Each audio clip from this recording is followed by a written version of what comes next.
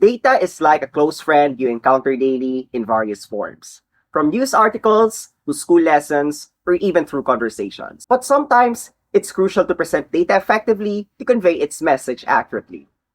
Data holds a lot of power, and presenting it the wrong way can lead to misunderstandings. Imagine you're a data analyst working with a coffee shop that sees a diverse range of customers every day. Each cup of coffee and each customer tells a unique story. We'll explore some of examples on how these insights can be interpreted in a meaningful way to gain valuable insights into the coffee shop's operations and customer preferences. First, know your purpose. Before you present your data, it's essential to have a clear purpose in mind. What do you want to achieve with your presentation? Are you trying to inform, persuade, or entertain your audience? Once you know your purpose, you can tailor your data and presentation accordingly. For example, suppose you want to identify which menu items are popular during different parts of the day. But what is the point of this presentation? If your goal is to help your customers make informed decisions about which coffee to choose at different times of the day, you're on the right track. Next, empathize with your audience. When presenting your data, it's important to consider your audience's needs and interests. What do they already know about the topic? What do they care about? By understanding your audience, you can tailor your presentation to be more relevant and engaging. For example, if you're presenting your data to a group of coffee shop customers, you might want to focus on how the data can help them make better choices about their coffee orders. You might also want to use a language that is easy to understand, avoiding jargon and complexity, which we'll discuss later. Third, dress up your data appropriately. The way you present your data can significantly impact its effectiveness. By using clear and concise visuals, you can make your data more easily understandable and memorable. Pay attention to the shapes, sizes, colors, and the appropriate graphs that should be used. For example, if you have turnout percentage of customer preferences for each menu item, how would you like to present it?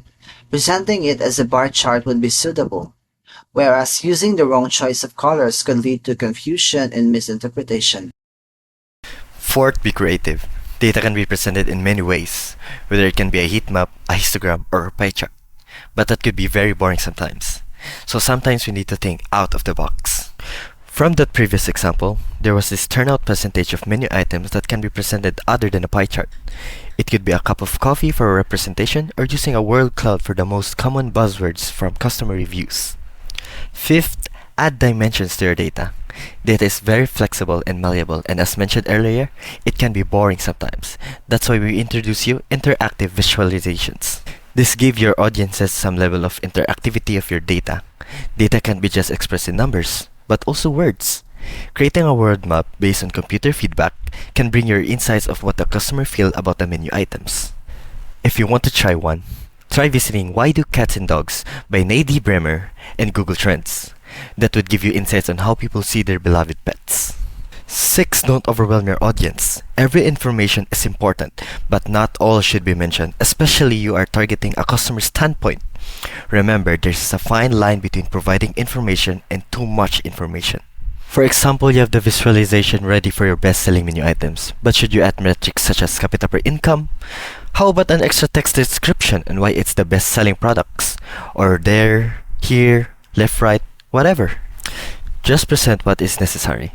The best-selling product information is just enough for your customers to consume. They don't need the extra details that can be reserved for investors. Seventh, craft a narrative. Your visualization should not just convey insights, but also tell a compelling story. Understand your purpose and empathize with your audience. Give your visualization structure by incorporating the customer's personality, their challenges, and the actions they should take. For instance, in the best-selling presentation, you can introduce a scenario where a customer is drawn to a popular product but is unsure which specific item is most preferred. The visualization then guides the customer through discovering the best-selling metrics, aiding their decision-making process. Eighth, refine and revise. Assuming you have your presentation ready, however, it seems like something is missing that is beyond your control. What should you be doing? It's by testing it to a sample audience. For example, you would like to present the best-selling menu to the test customers. Maybe these customers might notice that the color scheme is bad, the units are inconsistent, or the graph is badly used. So take them into consideration and keep polishing it. Ninth, be honest.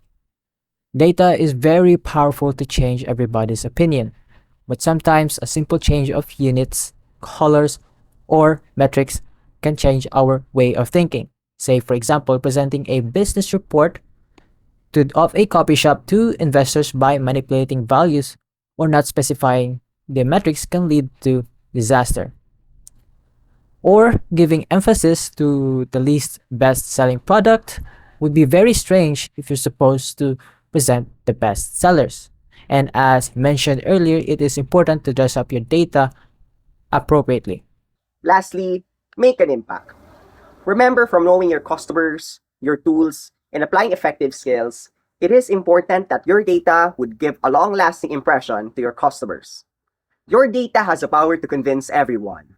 So that is why, from knowing your purpose and understanding the customer needs, you should be able to drive their decisions. For example, from the insights gathered from the coffee shop, you decided to present the best-selling product for the past few months in order for the shop to gain some traction. Upon this discovery by the customers, and upon seeing your data, they decided to try out their bestsellers, while at the same time, the coffee shop decides to minimize their existing menu to minimize costs. It is important to remember that an effective storytelling does not simply pass on the visuals, the tools, the technicalities, and such. But what really matters is how it can drive everyone's decisions to make changes in their lives. So these are all the few tips on how to present your data effectively. Till next time, and goodbye.